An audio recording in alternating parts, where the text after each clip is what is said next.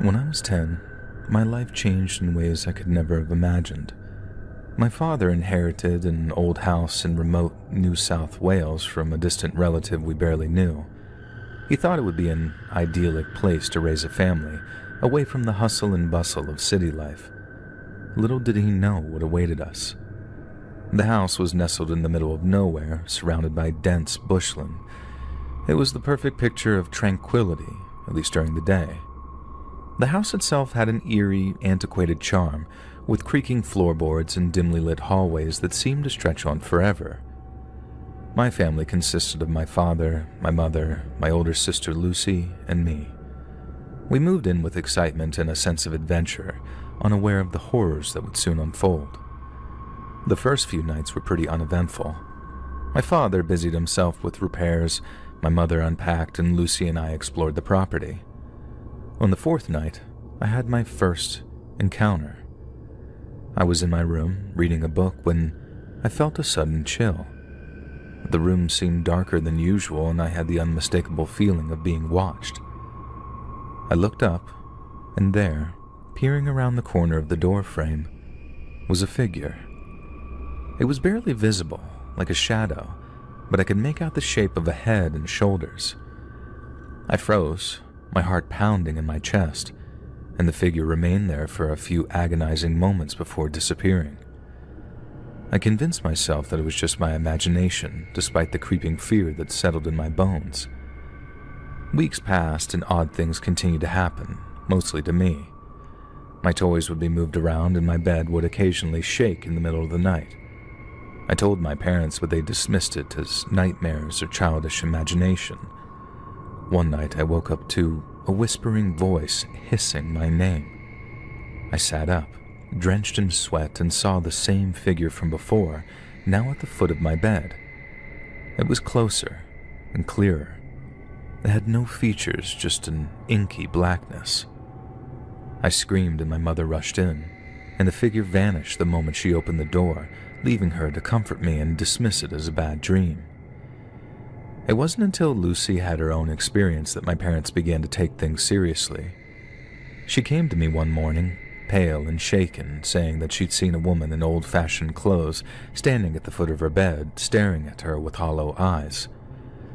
My parents started to believe something was off, but didn't want to admit that something supernatural might be happening. Our situation escalated over the 5 years that we lived there. It started out small, lights flickering, strange noises, and cold drafts, but grew increasingly malicious. Two experiences stand out vividly in my memory from what I recall. The first happened during our second year. My father had gone into town, leaving the rest of us alone, and it was a stormy night and the house seemed alive with almost its own energy.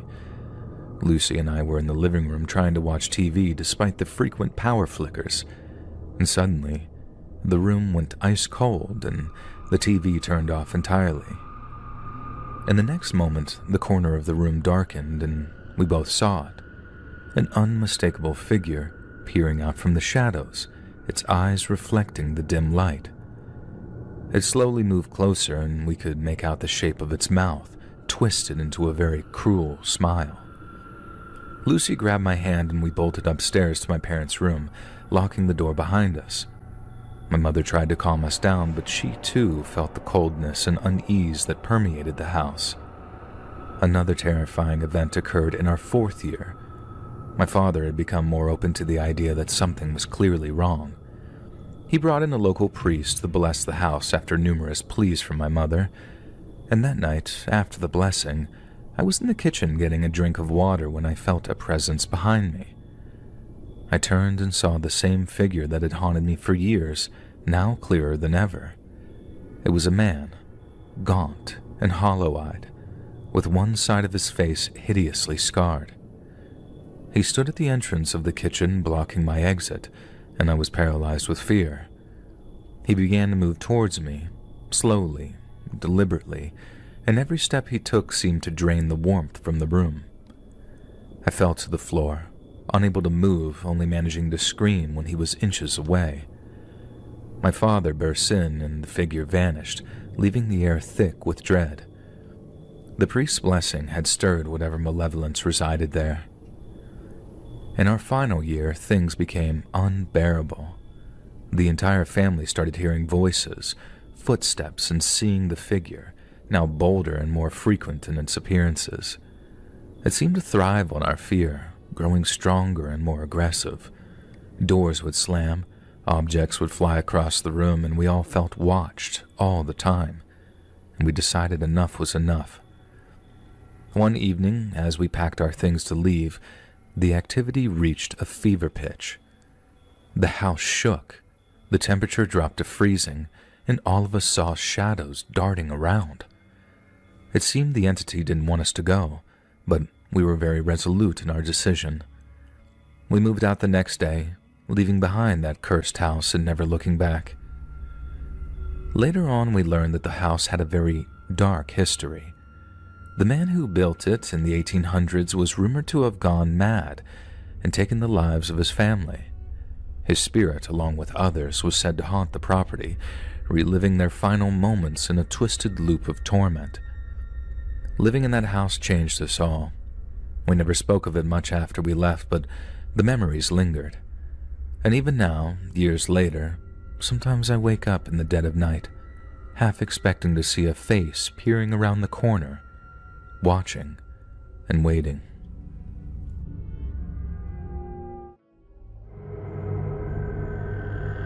How do you like being alone at home? Isn't it kind of exciting when after months of being in a house full of people, you suddenly get a day of peace? I felt the same when my family decided to visit my grandma Eleanor, as her health was falling rapidly. But they left me looking at how my exams were starting in 3 days. Not like I was going to study or anything in their absence. I had an entire plan of chilling and relaxing in this empty home. Right after they left, I first drew a bubble bath for myself and played the music of my choice, which I never got to when others were here since its lyrics were a bit lewd. My family always had these weirdly strange expectations from girls that they shouldn't be interested in such things, or think about it on that matter, but I have always been a bit different from others. Trust me, sometimes I even surprise myself when I'm sneakily watching those kinds of videos in my room, and I got turned on by that. So I guess you get an idea of what I was going to do in that bubble bath. And those of you who didn't get it, I'll leave it to your imagination. I wasn't some underage girl to not understand right or wrong. Instead, I was a college student who had been single for almost all of her life and had some needs of my own. As I was giving myself a nice session and was almost on the edge, I suddenly felt as if someone was watching me.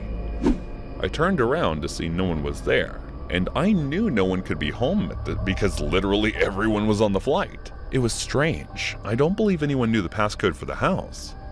Thinking it to be my imagination, I went back to finish what I had started, and once I was done, I relaxed for a few moments, when again I felt someone watchful eyes on me. I got out of the bathtub, wrapped a bathroom around me, and started looking to see if anyone was there. But again, it was nothing. My bedroom window was open though, and as I went to close it, I found a note sticking on its door. I opened it, only to find it was written by my red lipstick, and the words were, although it wasn't my intention when I broke in, regardless, I enjoyed the show. A sudden chill ran down my spine. Someone was here, and they saw me. My first reaction was to close the window and lock it from the inside, and then went around the house to check if anyone was there before locking all the other doors and windows.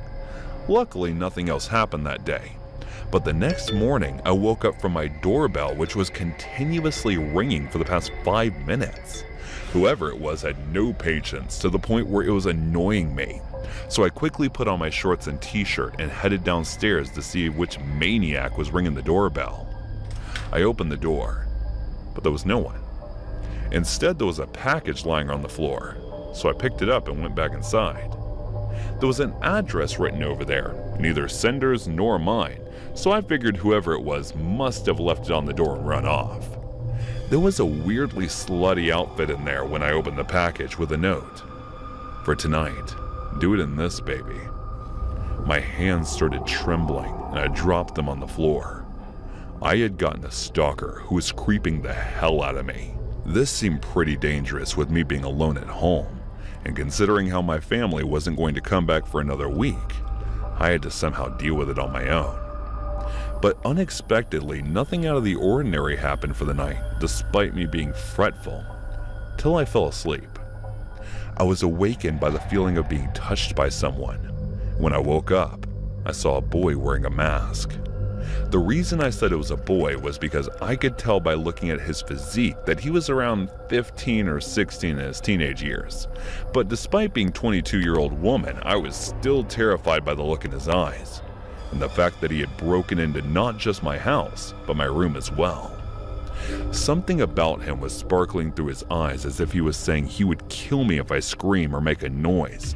And not only that, he was holding a knife. He didn't do anything though, and left through the window. And when I came back to my senses, panic started to rise in me. Who was that kid? Why would a kid break into my house? I'm sure it wasn't just so he could feel me up with the fact he broke into my room the other day, as well as when I was taking a bath. But it was clear that whatever it was he wanted collided with his teenage hormones after he watched me that day. Not only that, but with the fact that he was coming and going around the house with such ease, he must live around here somewhere. But how did he unlock the windows? I remember quite clearly that I locked it before falling asleep. Anyway, I didn't strain my mind thinking about it anymore, and decided to have a walk around the neighborhood since I had a pretty good idea about the few houses which had teenage boys. The next day, as I was walking around, I noticed Miss Britt's son getting a scolding from stealing from her. Miss Britt's son was 17 years old at the time, but despite that, he looked 2 years younger than his age. By the looks of it, she had grounded him and was cutting on his pocket money, which led him to steal. Seemed pretty interesting to me, though, since she is known for being a perfectionist and quite strict. She was also one of those nagging Karens who's always sticking their nose in other people's business and always keeps track of how many years it's been since I last dated. Well, that gave me an idea of who might be the one breaking in, but before I could be sure, I needed to check something. I went back to my house and went through the places I put money, and bingo, that shithead was stealing from me. So that was the main reason he kept breaking into my house, and now that he already had started the game, I was going to write its end. The same evening when I was enjoying the nice cool breeze on my front lawn, I saw him walking on the other side of the road. As our eyes met, I waved at him with a big grin on my face, and I could tell by his reaction that he had gotten nervous. But I wasn't going to let him get away with this, so I called him over. He hesitantly crossed the road and walked to my house. "How's it going, Chase?" I asked, giving him the politest smile I could. "Everything's going fine." Well, his smile was awkward though, and I knew why. "It's fun." He looked at me with a confused expression, trying to figure out what I was referring to. "School," I said again, with a chuckle this time. Yes it is." He nervously chuckled in response. "So, what about are you doing these days? Is it fun messing with me?" I whispered in his ears after walking closer to him, which made him take a step back. "What do you mean?"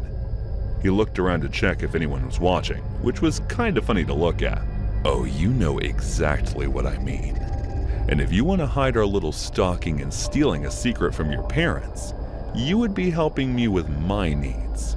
But of course, they are unique, and I'm not sure you'll be enjoying some of them or not."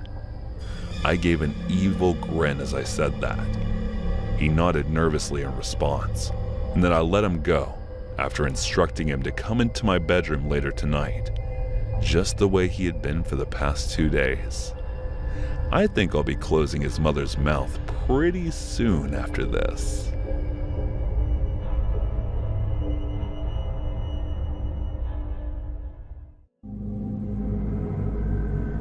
From the ages of around 6 to 11, my family and I lived in a very rough neighborhood. One night it was just my mom, myself, and my 2 siblings at home. My dad used to drive truck for a living, which obviously meant that he was away an awful lot, meaning a lot of the time it was just our mom taking care of us. That night at around midnight, someone started ringing our apartment's buzzer.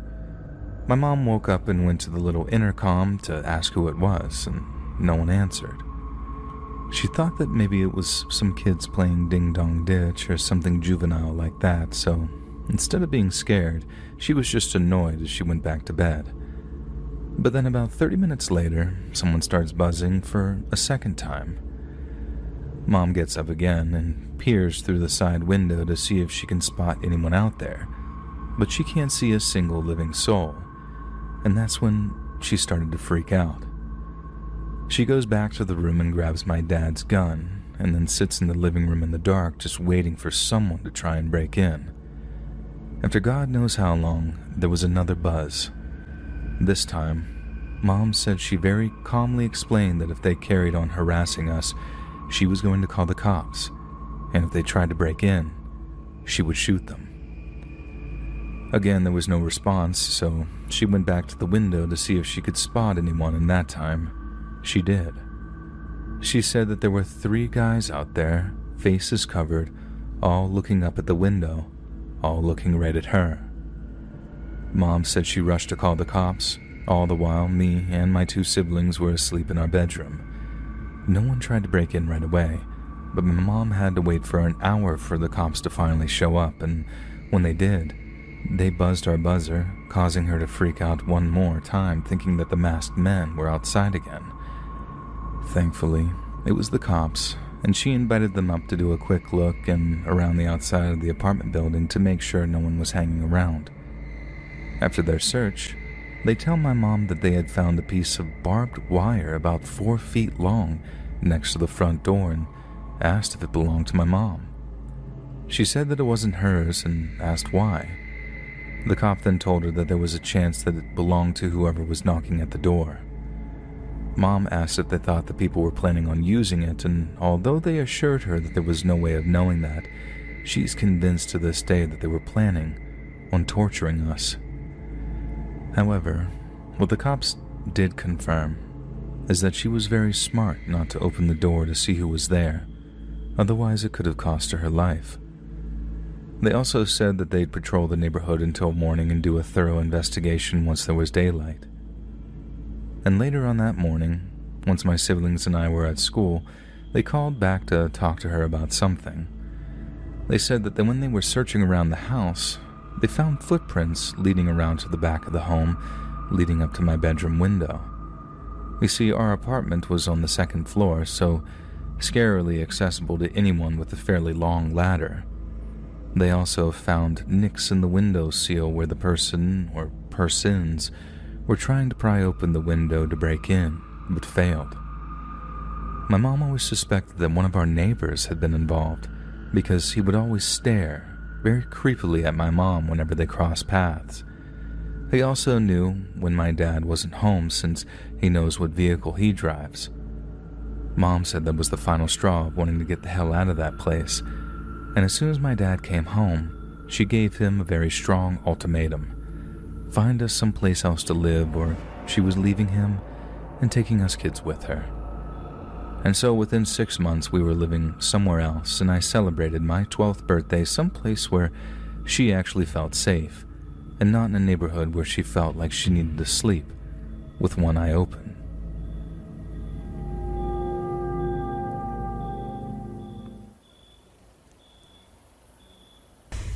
Hey guys, thanks so much for all the support. If you haven't subscribed to the channel yet, please feel free to do so. No, I want to go hiking, Derek insisted. Just shut up and pack your swimsuits, Gabriella responded in annoyance. But Mom, we will be going there by bus. Isn't it better to go on a hiking trip this year? He said while trying to convince her. You know why we do this every year, right? She looked at him and asked while hoping he would stop being unreasonable. Why should we do this? It's the dad who killed her. Derek mumbled in a frustrated tone, which Gabriella and me both heard. Derek, if you cannot go with us, then you won't go anywhere. Go to your room right now, she scolded while smacking him on his back, and he stomped upstairs in response. Don't be harsh on him, honey. I think I'll go there by myself this year, I said with a defeated tone, who was watching the entire time. No, you know we'll be together to support you, no matter what, right? She came closer and wrapped her arms around my neck while saying this. I nodded. Around 8 years ago, I used to live in an old house that my grandma left for me near the beach.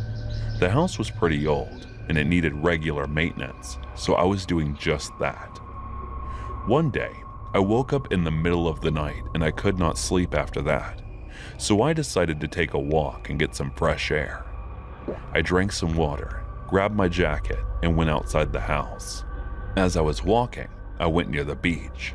That was when I noticed a girl wearing a white dress was sitting on the opposite side of the beach. I could not see her face.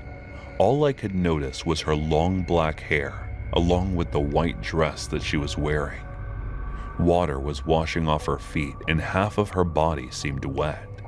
I thought, she may be depressed or something, and that must be the reason for her being here at this hour. So I did not think much of it at the time and went back to walking for a few minutes. The next day, I called my fiancée Gabriella and talked with her for hours. Gabriella and I were dating for almost 5 years now, and I had recently proposed to her. She was also pregnant with my child at the time, and I was in love with her more than ever. After talking to her for about an hour or so, I got ready for work and headed out. As I was passing through the beach, the scene from last night flashed through my mind. The same night I was drinking alone around midnight when I saw from the entrance that the same girl walked toward the same spot that she was sitting last night when she sat there. Maybe she just recently went through a breakup or something. That's what I thought then. As I was drinking, I stared at her, who was just sitting still, staring at the ocean for hours. But I soon got tired and started feeling sleepy, so I went to my bed. I continued my routine as always, and after waking up, I first texted Gabrielle good morning, took a shower after that, and got ready for work. I went down to the kitchen while dialing her number and started making eggs. Morning, honey. What are you up to? She said as soon as she answered the phone. Missing my love in my arms, I said playfully, and she chuckled in response. After that, I talked to her while making and then eating breakfast. I told her about the girl in the white dress that I kept seeing for the last 2 days. Be careful, she might be a lost spirit or something, she said in a serious tone, which made me pause for a few seconds, but then she burst into laughter. You scared me, I said, taking a deep sigh of relief. Don't worry, maybe she's going through something. Just don't pay much attention. And if you're curious, just ask her if anything is troubling the girl, she said in a chill tone. No thanks, I don't want to approach a possible ghost, I said, and we both started to laugh. After that, I kept noticing for a few days her sitting there and staring at the ocean while the waves wash off at her feet, making her half-body wet in the process. From her appearance, she seemed in her early 20s, but I could never see her face. One day when I was talking to my fiance, she asked, "It's been almost a month, is she still doing that?" I told her that she was, so she said that maybe the girl needed help and suggested I offer help. I was thinking the same for the past couple of days, so I agreed. Later that night when I saw the girl sitting there, I walked closer to her and stood behind her. I called out for her, but she did not respond. I walked a bit more closely and asked if everything was okay. She turned her head toward me. Her lips looked chapped and there were huge dark circles under her eyes. It made me scared for a few seconds. Then I shook my head and asked again if she needed any help. She kept staring at me without saying anything. I thought it was a waste of time and turned to leave. That was when someone grabbed my legs all of a sudden and started pulling me into the water. I turned and saw that it was her. She had a completely blank expression on her face, as if she did not have any emotion at all, which scared me even more. At this point, I was sure that this was no human, but a ghost, because as she grabbed my legs, I could feel her long nails piercing into my skin. I kicked with all my might and tried to run, but she again grabbed me into the water. But I was so terrified that as a protective response, I strangled her and left her in the water. After that, I ran, panting, in my house and called Gabriella to tell her everything that happened. She asked me to calm down, saying if it's really a ghost, I did not kill an actual person. The next day, I saw many people and police officers gathered around near the beach. As I was panicking, someone rang the doorbell. I opened it hesitantly and saw that it was Gabriella at the door. I started crying, and she just held me while telling me that everything would be okay. I went ahead and confessed everything to the police officers about what happened that night. They told me that the girl's name was Sarah, and the reason she may have done that was that she had a mental condition along with severe trauma for men. Sarah was harassed and physically abused by her uncle and his sons from a very young age until she was rescued by a women's organization. But as a result, she developed a mental condition. I was sentenced to jail, but they released me early since what I did was due to self-defense. I was released from prison 2 years ago, and ever since then, I went to the beach every year to put flowers on the grave of the person I killed. "How about we go hiking next week?" I entered Derek's room and said. His face lit up, but then suddenly, he looked at me with an apologetic reaction. "Sorry, Dad, for saying rude things earlier." I smiled and hugged him. After that, we took our stuff and headed out. I kissed her while looking at her with extreme love in my eyes. As we were heading to the beach, I was thinking that I was thankful to Gabriella for waiting for me and always standing beside me.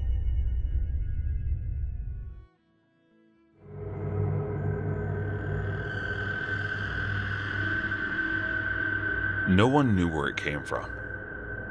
We all went to sleep the night before, and it was there the next morning. Not even the owners of the house on both sides had a clue how it got there. Neither homeowner ever heard as much as the hiss of air brakes. During the whole of that night, the only real indication of how it arrived was the trailer was sitting upon. I was still relatively young at the time, around 13, but the subject was a hot topic around the neighborhood, and every person I spoke to, whether a kid or an adult, was eager to talk about it. Our neighborhood was somewhere new and off by itself, and it wasn't out of the ordinary for folks to dump things out there. Dogs and cats were the most common, but 1 or 2 cars would turn up every year. A house, though, no one ever seen that or expected it. The days passed, but no information could be gotten from anywhere. Soon, it began to take on a spooky and haunted reputation, along with its phantom like a rival in the dark of the night. It did look a little familiar to that house from Psycho. The stories first reached me while I was talking to a friend's younger brother. Among the grade school kids, the house was becoming a very real symbol of fear, although it was just an old empty house to me. This fear didn't prevent some of the more adventurous of them just entering and exploring it. I witnessed a particularly funny episode just by chance. While loafing aimlessly around the streets, I was passing by in time to see a preteen boy running from the house in terror, claiming that something had grabbed him. Whether his imagination had gotten the best of him, or an older kid was having a bit of fun, the horror put upon this abandoned house had fully taken root in the neighborhood. While this was going on, a real boogeyman had been forgotten about. I'll not put his actual name here, not because of privacy, but that of the victims. We'll call him Rudy.